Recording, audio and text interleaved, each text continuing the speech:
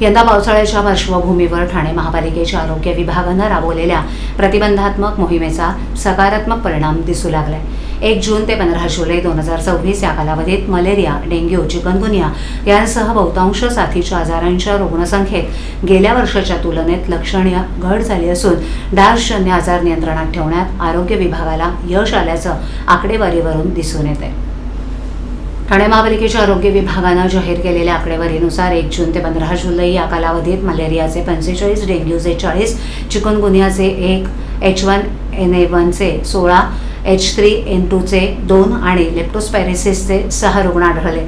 कॉलराचा एकही रुग्ण आढळला नाही। याउलट 2025 मध्ये याच कालावधीत मलेरियाचे 186, डेंग्यूचे 210, चिकनगुनियाचे 33, H3N2चे 35, लेप्टोस्पायरोसिसचे 2 आणि कॉलराचा 1 रुग्ण नोंदवण्यात आला होता।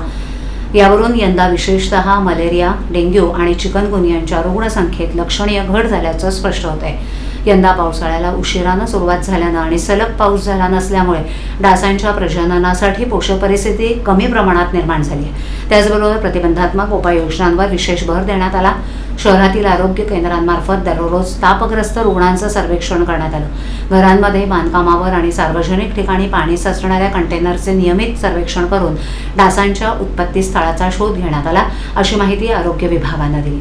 फायलेरिया विभागामार्फत नियमित धूर आणि कीटकनाशक फवारणी करण्यात आली। शिवाय नागरिकांमध्ये जनजागृती करण्यासाठी बॅनर्स, पोस्टर्स, होर्डिंग्स, सोसायट्यांमध्ये स्टिकर्स तसंच विविध माध्यमातून संवाद मोहीम राबवण्यात आली।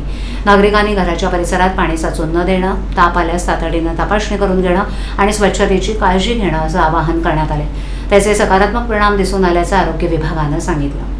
यंदा पावसाळा उशिरानं सुरू झाल्यानं आणि आरोग्य विभागानं कंटेनर सर्वेक्षण, फिव्हर सर्व्हे, फॉगिंग, फवारणी तसंच व्यापक जनजागृती मोहीम प्रभावीपणे राबवल्यानं गेल्या वर्षाच्या तुलनेत साथीच्या आजारांचे रुग्ण नियंत्रणात आहेत।